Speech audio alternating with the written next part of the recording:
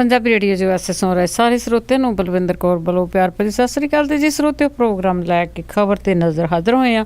ਖਬਰ ਤੇ ਨਜ਼ਰ ਪ੍ਰੋਗਰਾਮ ਦੇ ਵਿੱਚ ਅੱਜ ਸਾਡੇ ਨਾਲ ਹੋਣਗੇ ਜੀ ਬਲਤੇਜ ਪੰਨੂ, ਦੱਸਣਗੇ ਕਿ ਜੋ ਖਬਰਾਂ ਆ ਉਸ ਦੇ ਪਿੱਛੇ ਕੀ ਸੱਚ ਲੁਕਿਆ ਹੁੰਦਾ ਹੈ। ਕਰਦੇ ਗੱਲਬਾਤ ਉਹਨਾਂ ਨਾਲ। ਆ ਤੇ ਜੀ ਸਰੋਤਿਓ, ਧੰਨਵਾਦ ਕਰਨਾ ਚਾਹੁੰਦੇ ਹਾਂ ਸਾਡੇ ਸਪਾਂਸਰ ਦਾ, ਜਿਨ੍ਹਾਂ ਨੇ ਇਸ ਪ੍ਰੋਗਰਾਮ ਨੂੰ ਸਪਾਂਸਰ ਕਰਕੇ ਤੁਹਾਡੇ ਤੱਕ ਪਹੁੰਚਾਇਆ ਜੀ। ਖਾਲਸਾ ਇੰਸ਼ੋਰੈਂਸ ਏਜੰਸੀ ਵਾਲੇ, ਜਿਨ੍ਹਾਂ ਦਾ ਫੋਨ ਨੰਬਰ 4082722500। ਸੁਰਿੰਦਰ ਕੌਰ ਧਾਮੀ ਤੇ ਪਰਿਵਾਰ ਸੀਰਜ ਤੋਂ, ਪ੍ਰੀਤਮ ਸਿੰਘ ਤੇ ਤਲਵਿੰਦਰ ਸਿੰਘ ਗਿੱਲ ਬੇਕਰਸਫੀਲਡ ਤੋਂ, ਜਾਪੀ ਸਿੰਘ ਬੇਕਰਸਫੀਲਡ ਤੋਂ, ਸੁੱਖਾ ਸਿੰਘ ਜੀ ਬਾਈਸੇਲੀਆ ਤੋਂ, Punjabi American senior citizen centre Bakersfield ਤੋਂ, ਨਵਜੋਤ ਕੌਰ ਕਲੋਟੀ ਤੇ ਪਰਿਵਾਰ ਜੁਬਾ ਸਿਟੀ ਤੋਂ ਬਹੁਤ ਬਹੁਤ ਇਹਨਾਂ ਦੇ ਧੰਨਵਾਦੀ ਹਾਂ ਜੀ। ਬਲਤੇਜ ਪੰਨੂ ਜੀ, ਸਤਿ ਸ਼੍ਰੀ ਅਕਾਲ, ਸਵਾਗਤ ਹੈ ਜੀ। ਸਤਿ ਸ਼੍ਰੀ ਅਕਾਲ ਜੀ, ਧੰਨਵਾਦ ਜੀ, ਬਹੁਤ ਮਿਹਰਬਾਨੀ। ਹਾਂ ਤੇ ਜੀ ਬਲਤੇਜ ਪੰਨੂ ਜੀ, ਆਪਾਂ ਸ਼ੁਰੂ ਕਰਦੇ ਹਾਂ ਗੱਲਬਾਤ। ਜਿਸ ਤਰ੍ਹਾਂ ਕਾਫੀ ਮਸਲਾ ਭਖਿਆ ਹੋਇਆ ਆ, ਇੱਕ ਨਵੀਂ ਫਿਲਮ ਆ ਜਿਹੜੀ ਆ ਸਿੰਘ ਇਜ਼ ਬਲਿੰਗ, ਉਸ ਨੂੰ ਲੈ ਕੇ ਸ਼੍ਰੋਮਣੀ ਗੁਰਦੁਆਰਾ ਪ੍ਰਬੰਧਕ ਕਮੇਟੀ ਤੇ ਦਿੱਲੀ ਦੀ ਗੁਰਦੁਆਰਾ ਪ੍ਰਬੰਧਕ ਕਮੇਟੀ ਦੇ ਵਿੱਚ ਆਪਸ ਵਿੱਚ ਵਿਵਾਦ ਵੱਧ ਗਿਆ। ਮਸਲਾ ਜਿਹੜਾ ਜੀ ਐਕਚੁਅਲੀ ਇਹ ਚੌਧਰ ਦਾ ਹੈ। ਜਿਹੜੀ ਇੱਕ ਪਿਛਲੇ ਦਿਨਾਂ ਦੇ ਵਿੱਚ ਜਥੇਦਾਰ ਸਾਹਿਬ ਨੇ ਗੱਲ ਕਹੀ ਸੀ ਕਿ ਸਿੰਘ ਇਜ਼ ਬਲਿੰਗ ਦੇ ਜਿਹੜੇ ਕੁਝ ਦ੍ਰਿਸ਼ ਨੇ ਉਹਨਾਂ ਦੇ ਉੱਤੇ ਉਹਨਾਂ ਨੂੰ ਇਤਰਾਜ਼ ਹੈ। ਤੇ ਅਕਸ਼ੇ ਕੁਮਾਰ ਜਿਹੜੇ ਫਿਲਮ ਦੇ ਹੀਰੋ ਨੇ, ਉਹ ਜਦੋਂ ਦਿੱਲੀ ਦੇ ਵਿੱਚ ਆਏ ਤਾਂ ਉਹਨਾਂ ਨੇ ਜਿਹੜੇ ਦਿੱਲੀ ਸਿੱਖ ਗੁਰਦੁਆਰਾ ਪ੍ਰਬੰਧਕ ਕਮੇਟੀ ਹੈ ਉਹਦੇ ਪ੍ਰਧਾਨ ਮਨਜੀਤ ਸਿੰਘ ਜੀਕੇ ਤੇ ਬਾਕੀਆਂ ਦੇ ਨਾਲ ਜਿਹੜੀ ਸੀ ਉਹ ਮੁਲਾਕਾਤ ਕੀਤੀ। ਔਰ ਇਹਦੇ ਮੁਲਾਕਾਤ ਦੇ ਦੌਰਾਨ ਉਹਨਾਂ ਨੇ ਜਿਹੜਾ ਜੀ ਕੁਝ ਸਪਸ਼ਟੀਕਰਨ ਦਿੱਤਾ। ਔਰ ਦਿੱਲੀ ਸਿੱਖ ਗੁਰਦੁਆਰਾ ਪ੍ਰਬੰਧਕ ਕਮੇਟੀ ਨੇ ਇਹ ਕਹਿ ਦਿੱਤਾ ਜੀ ਤੋਂ ਬਾਅਦ ਕਿ ਠੀਕ ਹੈ, ਸਾਨੂੰ ਜਿੰਨਾ ਸਪਸ਼ਟੀਕਰਨ ਚਾਹੀਦਾ ਸੀਗਾ ਉਹ ਜਿਹੜਾ ਜੀ ਉਹ ਮਿਲ ਗਿਆ। ਪਰ ਸ਼੍ਰੋਮਣੀ ਗੁਰਦੁਆਰਾ ਪ੍ਰਬੰਧਕ ਕਮੇਟੀ ਜਿਹੜੀ ਹੈ ਜੀ ਉਹ ਕਹਿੰਦੀ ਹੈ ਜੀ ਕਿ ਇੱਦਾਂ ਦਿੱਲੀ ਸਿੱਖ ਗੁਰਦੁਆਰਾ ਪ੍ਰਬੰਧਕ ਕਮੇਟੀ ਜਿਹੜੀ ਆ ਉਹਨੂੰ ਕੀ ਹੱਕ ਹੈ ਕਿ ਜਿਹੜਾ ਇਤਰਾਜ਼ ਇੱਥੇ ਸ਼੍ਰੋਮਣੀ ਗੁਰਦੁਆਰਾ ਪ੍ਰਬੰਧਕ ਕਮੇਟੀ ਦੇ ਵੱਲੋਂ ਥਾਪੇ ਜਾਂਦੇ ਜਥੇਦਾਰ ਦੇ ਵੱਲੋਂ ਕੀਤਾ ਗਿਆ, ਤੇ ਦਿੱਲੀ ਸਿੱਖ ਗੁਰਦੁਆਰਾ ਪ੍ਰਬੰਧਕ ਕਮੇਟੀ ਇਉਂ ਜਿਹੜੀ ਹੈ ਜੀ ਉਹ ਕਲੀਨ ਚਿੱਟ ਕਿਸੇ ਨੂੰ ਨਹੀਂ ਦੇ ਸਕਦੀ। ਦੂਜੇ ਪਾਸੇ ਜਿਹੜੇ ਮਨਜੀਤ ਸਿੰਘ ਜੀਕੇ ਨੇ, ਉਹਨਾਂ ਨੇ ਇਹ ਗੱਲ ਜਿਹੜੀ ਆਖੀ ਆ ਕਿ ਜਿਹੜੀ ਦਿੱਲੀ ਸਿੱਖ ਗੁਰਦੁਆਰਾ ਪ੍ਰਬੰਧਕ ਕਮੇਟੀ ਆ ਉਹਦੀ ਆਪਣੀ ਹੋਂਦ ਹੈ ਤੇ ਉਹਦੇ ਕੋਲੇ ਪੂਰਾ ਰਾਈਟ ਹੈ ਜੀ ਇਸ ਚੀਜ਼ ਦਾ ਕਿ ਉਹਨੇ ਕੀ ਕਰਨਾ ਕੀ ਨਹੀਂ ਕਰਨਾ, ਤੇ ਉਹਨੂੰ ਜਿਹੜਾ ਜੀ ਸ਼੍ਰੋਮਣੀ ਗੁਰਦੁਆਰਾ ਪ੍ਰਬੰਧਕ ਕਮੇਟੀ ਤੋਂ ਪੁੱਛਣ ਦੀ ਜ਼ਰੂਰਤ ਨਹੀਂ ਹੈ ਕਿ ਕਿਹੜੀ ਚੀਜ਼ ਜਿਹੜੀ ਹੈ ਜੀ ਉਹਨੇ ਕਿਹੜੇ ਤਰੀਕੇ ਦੇ ਨਾਲ ਜਿਹੜਾ ਫੈਸਲਾ ਜਿਹੜਾ ਜੀ ਉਹ ਲੈਣਾ। ਇਹਨੂੰ ਲੈ ਕੇ ਜਿਹੜਾ ਵਾਦ ਵਿਵਾਦ ਹੈ ਉਹ ਜ਼ਿਆਦਾ ਵੱਧ ਰਿਹਾ ਇਸ ਵੇਲੇ। ਬਿਆਨੋ ਬਿਆਨੀ ਜਿਹੜੇ ਨੇ ਜੀ ਉਹ ਦੋਵੇਂ ਹੋ ਰਹੇ ਨੇ, ਦਿੱਲੀ ਸਿੱਖ ਗੁਰਦੁਆਰਾ ਪ੍ਰਬੰਧਕ ਕਮੇਟੀ ਤੇ ਸ਼੍ਰੋਮਣੀ ਗੁਰਦੁਆਰਾ ਪ੍ਰਬੰਧਕ ਕਮੇਟੀ। ਇਹਦੇ ਵਿੱਚੋਂ ਜਿਹੜੀ ਸਿੰਘ ਇਜ਼ ਬਲਿੰਗ ਆ ਉਹਦਾ ਵਿਵਾਦ ਤਾਂ ਜਿਹੜਾ ਉਹ ਨਿਕਲ ਗਿਆ। ਇੱਥੇ ਤਕਰੀਬਨ ਇਉਂ ਹੋ ਗਿਆ ਜੀ ਕਿ ਲੱਤ ਥੱਲੋਂ ਲਗਾਉਣ ਵਾਲੀ ਜਿਹੜੀ ਗੱਲ ਹੈ ਨਾ ਉਹ ਆ ਗਈ ਕਿ ਜੇ ਅਕਸ਼ੇ ਕੁਮਾਰ ਜਾਂ ਫਿਲਮ ਵਾਲੇ ਜਿਹੜੇ ਨੇ ਉਹ ਸਾਡੇ ਕੋਲੇ ਆਉਣ ਫਿਰ ਅਸੀਂ ਦੱਸਾਂਗੇ ਜੀ ਵੀ ਉਹਨੂੰ ਕਲੀਨ ਚਿੱਟ ਦੇਣੀ ਹੈ ਜਾਂ ਨਹੀਂ। ਪਰ ਇਹਨੇ ਇੱਕ ਗੱਲ ਜਿਹੜੀ ਹੈ ਜੀ ਤਕਰੀਬਨ ਸਪਸ਼ਟ ਜਿਹੜੀ ਉਹ ਕਰਤੀ ਕਿ ਇੱਦਾਂ ਦੇ ਜਿਹੜੇ ਵਿਵਾਦ ਨੇ ਉਹ ਕਿਉਂ ਉਠਾਏ ਜਾਂਦੇ ਨੇ ਕਿ ਜਿਹੜੇ ਫਿਲਮਾਂ ਵਾਲੇ ਨੇ ਉਹ ਆਉਣਗੇ ਸਾਡੇ ਕੋਲੇ, ਫਿਰ ਅਸੀਂ ਜਿਹੜਾ ਜੀ ਬੱਲੇ ਬੱਲੇ ਕਰਾਵਾਂਗੇ, ਆਪਣੀਆਂ ਜਿਹੜੀਆਂ ਉਹ ਫੋਟੋਆਂ ਲਵਾਵਾਂਗੇ ਅਖਬਾਰ ਦੇ ਵਿੱਚ, ਆਹ ਬੈਠਾ ਜੀ ਜਿਹੜਾ ਅਕਸ਼ੇ ਕੁਮਾਰ ਇੰਨੇ ਕਰੋੜ ਰੁਪਏ ਇੱਕ ਫਿਲਮ ਤੇ ਲੈਣ ਵਾਲਾ, ਔਰ ਸਾਡੀ ਸਹਿਮਤੀ ਦੇ ਨਾਲ ਫਿਲਮ ਜਿਹੜੀ ਹੈ ਜੀ ਉਹ ਰਿਲੀਜ਼ ਹੋਈ ਹੈ। ਇਹ ਗੱਲਾਂ ਵੈਸੇ ਪਹਿਲਾਂ ਤੋਂ ਵੀ ਜਿਹੜੀਆਂ ਚੱਲਦੀਆਂ ਤਾਂ ਰਹੀਆਂ ਨੇ, ਪਰ ਇਹ ਪਹਿਲੀ ਵਾਰੀ ਹੈ ਜੀ ਕਿ ਇਸ ਕਿਸਮ ਦਾ ਵਿਵਾਦ ਜਿਹੜਾ ਜੀ ਉਹ ਸਾਹਮਣੇ ਆ ਗਿਆ। ਹਾਂਜੀ ਜੀ, ਬਿਲਕੁਲ, ਜਿਹੜਾ ਕਿ ਬਹੁਤ ਹੀ ਮੰਦਭਾਗਾ ਆ। ਤੇ ਅੱਗੇ ਆਪਾਂ ਕਾਫੀ ਟਾਈਮ ਤੋਂ ਜਿਹੜੀ ਸਾਬਕਾ ਫੌਜੀਆਂ ਦੀ ਲੜਾਈ ਸੀ ਸਰਕਾਰ ਦੇ ਨਾਲ, ਇੱਕ ਰੈਂਕ ਇੱਕ ਪੈਨਸ਼ਨ, ਕਾਫੀ ਜੱਦੋਜਹਿਦ ਕੀਤੀ ਆ ਤੇ ਸਾਬਕਾ ਫੌਜੀਆਂ ਨੇ ਉਹ ਜਿਹੜਾ ਸਰਕਾਰੀ ਫੈਸਲਾ ਉਸ ਨੂੰ ਨਕਾਰ ਦਿੱਤਾ ਹੈ ਜੀ। ਜਿਹੜੀ ਸੈਂਟਰ ਦੀ ਸਰਕਾਰ ਹੈ ਜੀ ਉਹਦੇ ਜਿਹੜੇ ਮੰਤਰੀ ਨੇ, ਰੱਖਿਆ ਮੰਤਰੀ, ਉਹਨਾਂ ਨੇ ਇਹਦਾ ਐਲਾਨ ਜਿਹੜਾ ਜੀ ਕੀਤਾ। ਨਾਲ ਦੀ ਨਾਲ ਇਹ ਵੀ ਕਹਿਤਾ ਕਿ ਠੀਕ ਹੈ ਜੀ, ਜਿਹੜਾ ਅਸੀਂ ਜਿਹੜੀਆਂ ਮੰਗਾਂ ਨੇ ਉਹ ਮੰਨ ਲਈਆਂ। ਹੁਣ ਜਿਹੜੀਆਂ ਜੀ ਜਿਹੜਾ 1 ਜੁਲਾਈ 2014 ਤੋਂ ਜਿਹੜਾ ਹੈ ਜੀ ਉਹ ਅਸੀਂ ਇਹ ਫੈਸਲਾ ਜਿਹੜਾ 1 ਰੈਂਕ 1 ਪੈਨਸ਼ਨ ਵਾਲਾ ਉਹ ਲਾਗੂ ਕਰਾਂਗੇ। ਔਰ ਜਿਹੜੇ ਸਾਬਕਾ ਫੌਜੀ ਨੇ, ਜਦੋਂ ਉਹਨਾਂ ਦੇ ਕੋਲੇ ਇਹਦੀ ਜਿਹੜੀ ਹੈ ਜੀ ਉਹ ਕਾਪੀ ਗਈ ਆ ਫੈਸਲੇ ਦੀ, ਤਾਂ ਉਹਨਾਂ ਸਾਬਕਾ ਫੌਜੀਆਂ ਨੇ ਮੁੱਢੋਂ ਹੀ ਜਿਹੜਾ ਜੀ ਉਹ ਨਕਾਰ ਦਿੱਤਾ ਇਹਨੂੰ। ਇਹ ਜਿਹੜੀ ਮੰਗ ਸੀ ਜਿੰਨੀ ਕੁ ਮੰਗੀ ਗਈ ਆ ਉਹਦੇ ਹਿਸਾਬ ਦੇ ਨਾਲ ਜਿਹੜੇ ਸਾਬਕਾ ਫੌਜੀ ਨੇ ਉਹ ਇਹ ਕਹਿੰਦੇ ਨੇ ਕਿ ਇਹਦੇ ਵਿੱਚੋਂ ਜਿਹੜੀਆਂ ਸਾਡੀਆਂ 7 ਮੰਗਾਂ ਸੀਗੀਆਂ, ਇਹਦੇ ਵਿੱਚੋਂ ਇੱਕ ਜਿਹੜੀ ਹੈ ਜੀ ਉਹ ਮੰਗ ਮੰਨ ਕੇ ਤੇ ਸਰਕਾਰ ਇਹ ਸਮਝਦੀ ਹੈ ਕਿ ਇਹਦੇ ਨਾਲ ਜਿਹੜਾ ਜੀ ਫੌਜੀਆਂ ਦੀਆਂ ਮੰਗਾਂ ਜਿਹੜੀਆਂ ਉਹ ਮੰਨੀਆਂ ਗਈਆਂ ਨੇ। ਉਹ ਕਹਿੰਦੇ ਜੀ ਕਿ ਜਿਹੜੀਆਂ 6 ਮੰਗਾਂ ਨੇ ਉਹਨਾਂ ਨੂੰ ਤਾਂ ਨਕਾਰ ਦਿੱਤਾ ਗਿਆ, ਔਰ 6 ਮੰਗਾਂ ਜਿਹੜੀਆਂ ਸੀ ਉਹ ਖੁੱਡੇ ਲਾਈਨ ਲਾ ਦਿੱਤੀਆਂ ਗਈਆਂ ਨੇ। ਇਹ ਸਿਰਫ ਜਿਹੜਾ ਜੀ ਭੁਲੇਖਾ ਪਾਉਣ ਦੇ ਵਾਸਤੇ ਇੱਕ ਜਿਹੜਾ ਜੀ ਇਹ ਸਰਕਾਰ ਨੇ ਉਹ ਕਹਿਤਾ ਜੀ ਕਿ ਲੋ ਤੁਹਾਡੀਆਂ ਜਿਹੜੀਆਂ ਮੰਗਾਂ ਨੇ ਉਹ ਮੰਨੀਆਂ ਗਈਆਂ। ਉਹਨਾਂ ਨੇ ਮੁੱਢੋਂ ਹੀ ਜਿਹੜਾ ਜੀ ਇਹਨੂੰ ਨਕਾਰ ਦਿੱਤਾ ਔਰ ਇਹ ਗੱਲ ਆਖੀ ਹੈ ਕਿ ਸਾਨੂੰ ਜਿਹੜਾ ਜੀ ਇਹ ਫੈਸਲਾ ਮਨਜ਼ੂਰ ਨਹੀਂ ਹੈ। ਜੇ ਜਿਹੜੀਆਂ ਮੰਗਾਂ ਮੰਨਣੀਆਂ ਨੇ ਤਾਂ ਸਾਰੀਆਂ ਜਿਹੜੀਆਂ ਮੰਗਾਂ ਨੇ ਉਹ ਤੁਹਾਨੂੰ ਮੰਨਣੀਆਂ ਪੈਣਗੀਆਂ। ਇਉਂ ਅੱਧ ਪਚੱਧ ਜਿਹੜਾ ਜੀ ਉਹ ਵਿੱਚ ਵਿਚਾਲੇ ਕਰਕੇ ਤੁਸੀਂ ਜਿਹੜਾ ਜੀ ਇਹਨੂੰ ਨਹੀਂ ਕਰ ਸਕਦੇ ਕਿ ਲੋਕਾਂ ਨੂੰ ਜਿਹੜਾ ਜੀ ਸਾਬਕਾ ਫੌਜੀ ਨੇ ਉਹਨਾਂ ਦੀਆਂ ਅੱਖਾਂ ਦੇ ਵਿੱਚ ਜਿਹੜਾ ਜੀ ਉਹ ਤੁਸੀਂ ਘੱਟਾ ਇਸ ਤਰੀਕੇ ਦੇ ਨਾਲ ਜਿਹੜਾ ਉਹ ਪਾ ਦਿਓ। ਤੋ ਹਾਲ ਦੀ ਘੜੀ ਜਿਵੇਂ ਇਉਂ ਲੱਗ ਰਿਹਾ ਸੀਗਾ ਕਿ ਜਿਹੜੇ ਡਿਫੈਂਸ ਮਿਨਿਸਟਰ ਨੇ ਉਹਨਾਂ ਦੇ ਬਿਆਨ ਤੋਂ ਬਾਅਦ ਕਿ ਸ਼ਾਇਦ ਜਿਵੇਂ ਪ੍ਰੈਸ਼ਰ ਪੈ ਰਿਹਾ ਸੀ ਸੈਂਟਰ ਦੇ ਉੱਤੇ ਇਹ ਜਿਹੜਾ ਜੀ ਮੰਨਿਆ ਜਾਵੇ ਔਰ ਜਿਹੜੀ RSS ਦੀ ਮੀਟਿੰਗ ਹੋਈ ਹੈ ਉਹਦੇ ਵਿੱਚ ਵੀ ਜਿਹੜਾ ਸੀਗਾ ਜੀ ਇਹ ਮੁੱਦਾ ਉੱਠਿਆ ਸੀਗਾ ਕਿ ਇਹਨੂੰ ਛੇਤੀ ਜਿਹੜਾ ਜੀ ਉਹ ਹੱਲ ਕੀਤਾ ਜਾਵੇ। ਇਉਂ ਲੱਗਦਾ ਸੀਗਾ ਕਿ ਇਹ ਮਸਲਾ ਸ਼ਾਇਦ ਹੱਲ ਹੋ ਗਿਆ, ਪਰ ਜਿਹੜੇ ਸਾਬਕਾ ਫੌਜੀ ਨੇ ਉਹਨਾਂ ਦੇ ਵੱਲੋਂ ਮੁੱਢੋਂ ਸੁੱਢੋਂ ਇਹਨੂੰ ਜਿਹੜਾ ਜੀ ਰੱਦ ਕਰ ਦੇਣ ਤੋਂ ਬਾਅਦ ਤਕਰੀਬਨ ਇਹ ਹੋ ਗਿਆ ਜੀ ਕਿ ਨਹੀਂ ਏਦਾਂ ਦੀ ਕੋਈ ਜਿਹੜੀ ਇਹਦੀ ਗੱਲ ਅਜੇ ਹੈ ਨਹੀਂ ਗੀ। ਸੋ ਇਹ ਜਿਹੜੇ ਸਾਬਕਾ ਫੌਜੀ ਨੇ ਉਹਨਾਂ ਨੇ ਕਿਹਾ ਇੱਕ ਤਾਂ ਸਾਡਾ ਜਿਹੜਾ ਜੀ ਇਹ ਸੰਘਰਸ਼ ਹੈ ਉਹ ਜਾਰੀ ਰਹੂਗਾ। ਸੈਕੰਡ ਉਹਨਾਂ ਨੇ ਇਹ ਗੱਲ ਕਹੀ ਹੈ ਜੀ ਕਿ ਹੁਣ ਅਸੀਂ ਆਪਣਾ ਜਿਹੜਾ ਸੰਘਰਸ਼ ਹੈ ਉਹਨੂੰ ਤਿੱਖਾ ਕਰਾਂਗੇ, ਉਹਨੂੰ ਜਿਹੜਾ ਜੀ ਤੇਜ਼ ਜਿਹੜਾ ਜੀ ਅੱਗੇ ਨਾਲੋਂ ਜਿਹੜਾ ਜੀ ਉਹ ਹੋਰ ਕਰਾਂਗੇ। ਸੋ ਇਹ ਜਿਹੜੀ ਸਮੱਸਿਆ ਹੈ ਜੀ ਅਜੇ ਚੱਲੂਗੀ। ਕੋਈ ਫੈਸਲਾ ਜਿਹੜਾ ਜੀ ਉਹ ਸਾਹਮਣੇ ਨਹੀਂ ਆਇਆ, ਨਾ ਜਿਹੜਾ ਜੀ ਇਹ ਫੈਸਲਾ ਕੋਈ ਮੰਨਣ ਦੀ ਗੱਲ ਜਿਹੜੀ ਉਹ ਸਾਬਕਾ ਫੌਜੀਆਂ ਨੇ ਕੀਤੀ ਹੈ। ਜੀ ਬਿਲਕੁਲ, ਸਰਕਾਰਾਂ ਕੱਟੇ ਮੰਨਦੀਆਂ। ਤੇ ਅੱਗੇ ਆਪਾਂ ਜੀ ਕਾਂਗਰਸ ਦੇ ਕਾਟੋ ਕਲੇਸ਼ ਦੀ ਗੱਲ ਕਰੀਏ ਕਿ ਕਾਫੀ ਟਾਈਮ ਤੋਂ ਆਪਾਂ ਇਹਨਾਂ ਦੀ ਗੱਲ ਕਰਦੇ ਆਏ ਹਾਂ, ਜਿਸ ਦੇ ਵਿੱਚ ਪ੍ਰਧਾਨਗੀ ਨੂੰ ਲੈ ਕੇ ਬੜਾ ਰੇੜਕਾ ਪਿਆ ਹੋਇਆ ਤੇ ਨਾਲ ਨਾਲ ਜਿਹੜੀਆਂ ਕਨਸੂਆਂ ਮਿਲ ਰਹੀਆਂ ਸੀਗੀਆਂ ਕਿ ਅੰਬਿਕਾ ਸੋਨੀ ਨੂੰ ਹੋ ਸਕਦਾ ਹੈ ਕਿ ਪੰਜਾਬ ਕਾਂਗਰਸ ਦਾ ਪ੍ਰਧਾਨ ਬਣਾ ਦਿੱਤਾ ਜਾਵੇ ਤੇ ਉਸ ਦੇ ਨਾਲ ਨਾਲ ਹੀ ਕਹਿੰਦੇ ਕਿ ਸੁਨੀਲ ਜਾਖੜ ਦਾ ਜਿਹੜਾ ਅਹੁਦਾ ਆ ਉਹਨੂੰ ਵੀ ਖਤਰਾ ਬਣਿਆ ਹੋਇਆ ਆ।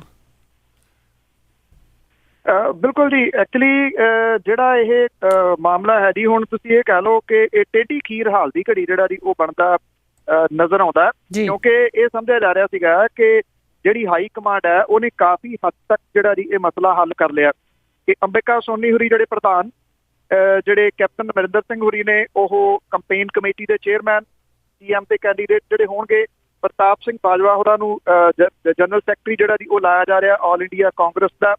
ਔਰ ਜਿਹੜਾ ਜੀ ਇਹਦੇ ਨਾਲ ਸਮੱਸਿਆ ਜਿਹੜੀ ਉਹ ਸਾਰੀ ਹੱਲ ਹੋ ਜਾਊਗੀ। ਪਰ ਇਹਦੇ ਵਿੱਚੋਂ ਇੱਕ ਹੋਰ ਸਮੱਸਿਆ ਜਿਹੜੀ ਹੈ ਜੀ ਉਹ ਇਹ ਨਿਕਲ ਆਈ ਹੈ ਕਿ ਜਿਹੜੀ ਹਾਈ ਕਮਾਂਡ ਹੈ ਉਹ ਓਵਰਆਲ ਜਿਹੜਾ ਜੀ ਉਹ ਚੇਂਜ ਕਰਨਾ ਚਾਹੁੰਦੀ ਹੈ ਜਿਹੜੇ ਪੰਜਾਬ ਕਾਂਗਰਸ ਦੇ ਢਾਂਚੇ ਦੇ ਵਿੱਚ।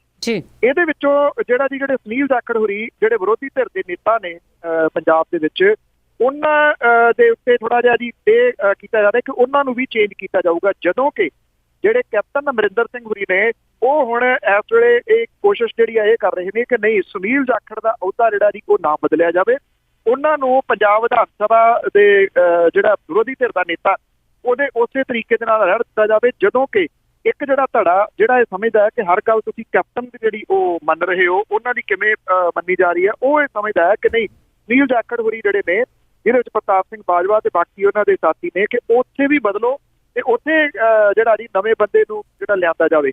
ਤੋ ਇੱਥੇ ਜਿਹੜੇ ਆ ਜੀ ਉਹ ਦਾ ਜਿਹੜਾ ਕੁਝ ਜਿਹੜੇ ਵਿਅਕਤੀ ਨੇ ਉਹਨਾਂ ਦਾ ਲੱਗ ਸਕਦਾ, ਜਿਹਦੇ ਵਿੱਚ ਲਾਲ ਸਿੰਘ ਹੋਰੀ ਵੀ ਸ਼ਾਮਲ ਨੇ, ਇਹਦੇ ਵਿੱਚ ਰਜਿੰਦਰ ਕੌਰ ਭੱਠਲ ਹੋਰੀ ਵੀ ਜਿਹੜੇ ਉਹ ਪਰ ਤੋਲ ਰਹੇ ਨੇ।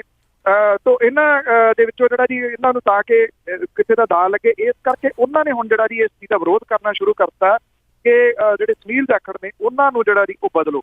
ਤੋ ਉਹਦੇ ਕਰਕੇ ਹਾਈ ਕਮਾਂਡ ਵੀ ਇਹ ਸਮਝਦੀ ਹੈ ਕਿ ਸਾਰੀ ਗੱਲ ਜਿਹੜੀ ਹੈ ਜੇ ਕੈਪਟਨ ਅਮਰਿੰਦਰ ਸਿੰਘ ਹੋਰਾਂ ਦੀ ਮੰਨੀ ਗਈ ਤਾਂ ਉਹ ਜ਼ਿਆਦਾ ਸਟਰੋਂਗ ਜਿਹੜਾ ਦੀ ਹੋ ਜਾਣਗੇ, ਦੂਜਾ ਧੜਾ ਜਿਹੜਾ ਜੀ ਉਹ ਹੋ ਸਕਦਾ ਕਿ ਇਹਦੇ ਨਾਲ ਨਾਰਾਜ਼ਗੀ ਹੋਵੇ। ਇਹਦੇ ਕਰਕੇ ਇਹ ਨਵੀਂ ਜਿਹੜੀ ਸਮੱਸਿਆ ਹੈ ਉਹ ਇਸ ਵੇਲੇ ਪੰਜਾਬ ਕਾਂਗਰਸ ਦੇ ਵਿੱਚ ਜਿਹੜੀ ਹੈ ਜੀ ਉਹ ਖੜੀ ਹੋ ਗਈ ਹੈ।